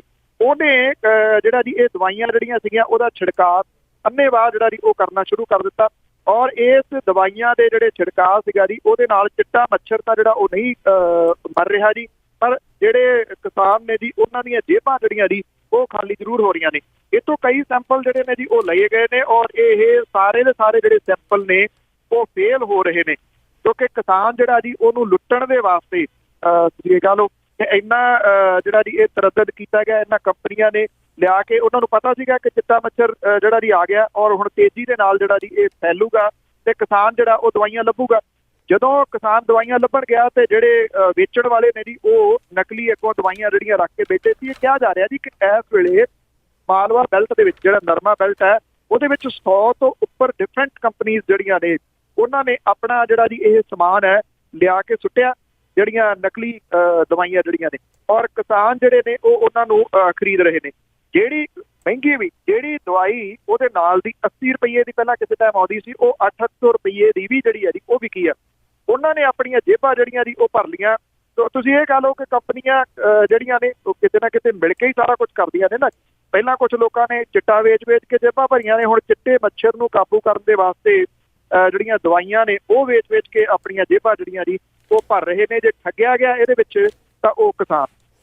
ਬਿਲਕੁਲ ਜੀ, ਸਾਰੇ ਚਿੱਟੇ ਵਾਲੇ ਤਾਂ ਸਾਰੇ ਜਿਹੜੇ ਆ ਉਹ ਰਲੇ ਮਿਲੇ ਹੈਗੇ ਆ। ਅਤੇ ਅੱਗੇ ਆਪਾਂ ਅਖੀਰਲਾ ਮੇਰਾ ਸਵਾਲ ਹੋਊਗਾ ਕਿ ਜਿਵੇਂ ਅਕਾਲੀਆਂ ਦਾ ਚੀਫ ਪਾਰਲੀਮੈਂਟਰੀ ਸੈਕਟਰੀ ਆ ਉਹ ਬੈਂਕ ਵੱਲੋਂ ਡਿਫਾਲਟਰ ਘੋਸ਼ਿਤ ਕਰ ਦਿੱਤਾ ਗਿਆ ਜੀ। ਇਹ ਮੋਹਾਲੀ ਦੀ ਜਨਤਾ ਟ੍ਰੇਡਿੰਗ ਪ੍ਰਾਈਵੇਟ ਲਿਮਟਿਡ ਜਿਹੜੀ ਕੰਪਨੀ ਆ ਉਹਦੇ ਵਾਸਤੇ ਜਿਹੜਾ ਕਰਜ਼ਾ ਲਿਆ ਗਿਆ ਸੀਗਾ ਜੀ 3 ਕਰੋੜ 98 ਲੱਖ ਰੁਪਏ ਦਾ, ਇਹ ਵਾਪਸ ਨਹੀਂ ਕੀਤਾ ਜੀ। ਔਰ ਕਾਰਪੋਰੇਸ਼ਨ ਜਿਹੜਾ ਬੈਂਕ ਆ ਜੀ ਉਹਨੇ ਇਹਦੇ ਵਾਸਤੇ ਜਿਹੜਾ ਚੀਫ ਪਾਰਲੀਮੈਂਟਰੀ ਸੈਕਟਰੀ ਹੈ ਅਕਾਲੀ ਦਲ ਦਾ, ਅਕਾਲੀ ਪਾਰਟੀ ਦੇ ਨਾਲ ਜਿਹੜਾ ਜੀ ਰਿਲੇਟਡ ਹੈ MLA ਆ ਉਹਨਾਂ ਦਾ ਸਰੂਪ ਚੰਦ ਸਿੰਗਲਾ, ਤੇ ਉਹਦਾ ਜਿਹੜਾ ਪਰਿਵਾਰ ਹੈ ਉਹਨੂੰ ਇਸ ਮਾਮਲੇ ਦੇ ਵਿੱਚ ਡਿਫਾਲਟਰ ਜਿਹੜਾ ਜੀ ਉਹ ਬਣਾ ਲਿਆ ਬੈਂਕ ਨੇ। ਔਰ ਬੈਂਕ ਨੇ ਇਹ ਗੱਲ ਜਿਹੜੀ ਕਹੀ ਹੈ ਜੀ ਕਿ ਉਹ ਆਪਣੇ ਪੈਸੇ ਜਿਹੜੇ 3 ਕਰੋੜ ਤੇ 98 ਲੱਖ ਰੁਪਈਆ ਜਿਹੜਾ ਪੂਰਾ ਕਰਨ ਦੇ ਵਾਸਤੇ ਇਹਨਾਂ ਦੀ ਜਿਹੜੀ ਪ੍ਰਾਪਰਟੀ ਹੈ ਜਿਹੜੀ ਆ ਜੀ ਉਹਨੂੰ ਵੇਚੂਗਾ। ਬੈਂਕ ਨੇ 16 ਸਤੰਬਰ ਨੂੰ ਪ੍ਰਾਪਰਟੀ ਨਿਲਾਮ ਕਰਨ ਦੇ ਵਾਸਤੇ ਜਿਹੜੀ ਆ ਜੀ ਉਹ ਪਰਮਿਸ਼ਨ ਮੰਗੀ ਹੈ। ਪ੍ਰਾਪਰਟੀ ਦਾ ਰਿਜ਼ਰਵ ਪ੍ਰਾਈਸ ਜਿਹੜਾ ਜੀ ਉਹ 7 ਕਰੋੜ ਰੁਪਏ ਰੱਖਿਆ ਗਿਆ। ਔਰ ਕੰਪਨੀ ਦੇ ਡਾਇਰੈਕਟਰ ਪਰਮਜੀਤ ਬਰਾੜ ਤੇ ਮਨਦੀਪ ਭੁੱਲਰ ਨੇ ਲੁਧਿਆਣੇ ਦੇ ਜਿਹੜਾ ਕਾਰਪੋਰੇਸ਼ਨ ਬੈਂਕ ਆ ਜੀ ਉਹਦੇ ਤੋਂ ਕਰਜ਼ਾ ਜਿਹੜਾ ਉਹ ਲਿਆ ਸੀਗਾ। ਇਹਦੇ ਵਿੱਚ ਚੀਫ ਪਾਰਲੀਮੈਂਟਰੀ ਸੈਕਟਰੀ ਸਰੂਪ ਚੰਦ ਸਿੰਗਲਾ, ਉਹਦਾ ਭਰਾ ਗਿਰਧਾਰੀ ਲਾਲ ਸਿੰਗਲਾ, ਉਹਦਾ ਭਤੀਜਾ ਰਕੇਸ਼ ਸਿੰਗਲਾ, ਇੰਦਰਜੀਤ ਸਿੰਘ ਬਰਾੜ, ਪ੍ਰਿਤਪਾਲ ਸਿੰਘ ਬਰਾੜ, ਜਿਹੜੇ ਇਹ ਸਾਰੇ ਦੇ ਸਾਰੇ ਸ਼ਾਮਲ ਸੀਗੇ ਜੀ। ਤੋ ਕਿਉਂਕਿ ਵੱਡੇ ਲੋਕ ਨੇ ਜੀ ਉਹਨਾਂ ਨੇ ਪ੍ਰਾਪਰਟੀਆਂ ਜਿਹੜੀਆਂ ਇਹ ਜਿਹੜੀਆਂ ਖਰੀਦੋ ਫਰੋਖਤ ਕੀਤੀ ਸੀ। ਮੈਂ ਦੱਸਦਾ ਕਿ ਜਨਤਾ ਲੈਂਡ ਜਿਹੜੀ ਆ ਜੀ ਇਹ ਉਸੇ ਮੇਨ ਵਿਅਕਤੀ ਦੀ ਹੈਗੀ ਆ ਜੀ ਕੰਪਨੀ ਕੁਲਵੰਤ ਸਿੰਘ, ਜਿਨ੍ਹਾਂ ਨੂੰ ਇੱਥੇ ਜਿਹੜੀ ਲੋਕ ਸਭਾ ਤੋਂ ਸੀਟ ਜਿਹੜੀ ਆ ਉਹ ਲੜਾਈ ਗਈ ਸੀਗੀ ਜੀ ਫਤਿਹਗੜ੍ਹ ਸਾਹਿਬ ਤੋਂ। ਔਰ ਉਹ ਪਿਛਲੇ ਦਿਨੀ ਕਿਉਂਕਿ ਉਹ ਅਕਾਲੀ ਦਲ ਤੋਂ ਬਾਗੀ ਹੋ ਗਏ ਤੇ ਬਾਗੀ ਹੋ ਕੇ ਮੋਹਾਲੀ ਦੇ ਜਿਹੜੇ ਸੀਗੇ ਉਹ ਮੇਅਰ ਬਣ ਗਏ। ਇਹ ਸਾਰੇ ਉੱਥੇ ਹੀ ਰਲੇ ਮਿਲੇ ਨੇ ਜੀ। ਉੱਥੋਂ ਜਿਹੜਾ ਇਹ ਪੈਸਾ ਸਾਰਾ ਬੈਂਕਾਂ ਤੋਂ ਚੁੱਕਿਆ ਨਹੀਂ ਤਾਂ ਅਦਰਵਾਈਜ਼ ਇਮਾਨਦਾਰੀ ਦੇ ਨਾਲ ਤਾਂ ਇੰਨਾ ਪੈਸਾ ਬਣਦਾ ਹੀ ਨਹੀਂ ਜਿੱਦਾਂ ਇਹਨਾਂ ਦੇ ਕੋਲ ਜਿਹੜਾ ਉਹ ਆਇਆ ਹੋਇਆ ਜੀ। ਜੀ ਬਿਲਕੁਲ। ਤੇ ਜੀ ਅਖੀਰ ਦੇ ਵਿੱਚ ਆਜ਼ਨਾਮਾ ਕਿ ਮੰਨ ਲਿਆ ਬਰਾਕ ਇਹ ਜੁਰਮ ਆਖਰ ਪੌਣ ਪਾਣੀ ਦਾ ਵੱਧ ਗਿਆ ਗੰਦ ਕਿੱਦਾਂ। ਮੰਨ ਲਿਆ ਬਰਾਕ ਇਹ ਜੁਰਮ ਆਖਰ ਪੌਣ ਪਾਣੀ ਦਾ ਵੱਧ ਗਿਆ ਗੰਦ ਕਿੱਦਾਂ। ਸਾਹ ਲੈਣਾ ਵੀ ਹੁੰਦਾ ਕਿਉਂ ਗਿਆ ਔਖਾ, ਸੁਣਨਾ ਕੰਨੋਂ ਵੀ ਹੋਵੇ ਪਿਆ ਬੰਦ ਕਿੱਦਾਂ। ਗੈਸਾਂ ਗੰਦੀਆਂ ਦੀ ਜਦ ਵੀ ਧੁੰਦ ਛਾਈ, ਪਿੱਛੋਂ ਲੱਭੀ ਅਮਰੀਕਾ ਦੀ ਤੰਦ ਕਿੱਦਾਂ। ਮੋਟੀ ਮਾਇਆ ਦੇ ਲਾਲਚ ਨੇ ਮੱਤ ਮਾਰੀ, ਚੜ੍ਹਦਾ ਰਿਹਾ ਪ੍ਰਦੂਸ਼ਣ ਦਾ ਚੰਦ ਕਿੱਦਾਂ। ਅਹੁਦਾ ਛੱਡਣ ਦਾ ਜਦੋਂ ਹੀ ਨੇੜ ਆਇਆ, ਬੋਲਣ ਤੁਰਿਆ ਬਰਾਕ ਹੁਣ ਸੱਚ ਲੱਗਦਾ। ਅਹੁਦਾ ਛੱਡਣ ਦਾ ਜਦੋਂ ਹੀ ਨੇੜ ਆਇਆ, ਬੋਲਣ ਤੁਰਿਆ ਬਰਾਕ ਹੁਣ ਸੱਚ ਲੱਗਦਾ। ਜਾਂ ਫਿਰ ਜਿਨ੍ਹਾਂ ਨੇ ਉਸ ਦੀ ਥਾਂ ਆਉਣਾ ਉਹਨਾਂ ਮੂਹਰੇ ਵਿਛਾਵੇ ਪਿਆ ਕੱਚ ਲੱਗਦਾ। ਬਹੁਤ ਬਹੁਤ ਧੰਨਵਾਦ ਬਲਤੇਜ ਪੰਨੂ ਜੀ, ਤੁਸੀਂ ਸਾਡੇ ਨਾਲ ਜੁੜੇ ਤੇ ਸਾਨੂੰ ਦੱਸਿਆ ਕਿ ਉੱਥੇ ਖਬਰਾਂ ਦੇ ਪਿੱਛੇ ਕੀ ਲੁਕਿਆ ਹੁੰਦਾ। ਬਹੁਤ ਬਹੁਤ ਧੰਨਵਾਦ। ਥੈਂਕ ਯੂ ਵੈਰੀ ਮਚ ਜੀ। ਥੈਂਕ ਯੂ ਜੀ। ਸਤਿ ਸ਼੍ਰੀ ਅਕਾਲ ਸਰੋਤੇ, ਸਨ ਬਲਤੇਜ ਪੰਨੂ ਜੋ ਸਾਡੇ ਨਾਲ ਜੁੜੇ ਤੇ ਸਾਡੇ ਨਾਲ ਗੱਲਬਾਤ ਕੀਤੀ। ਹੁਣ ਮੇਰੇ ਵੱਲੋਂ ਸਾਰੇ ਸਰੋਤਿਆਂ ਨੂੰ ਪਿਆਰ ਭਰੀ ਸਤਿ ਸ਼੍ਰੀ ਅਕਾਲ।